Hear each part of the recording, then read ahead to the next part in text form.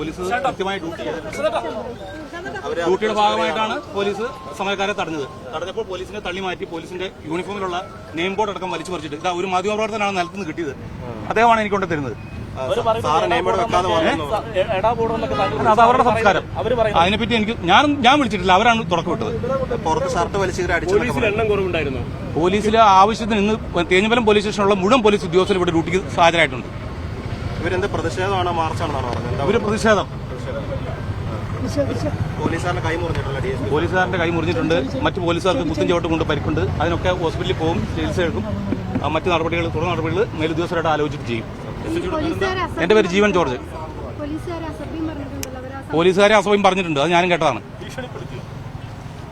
അതൊക്കെ നിങ്ങൾ കേട്ടതല്ലേ. കൂടുതൽ കാര്യങ്ങൾ SHOയുടെ നെയിം ബോർഡ് നിങ്ങൾക്കല്ലേ ഈ സമരവേദിയിൽ നിന്ന് കിട്ടിയത്?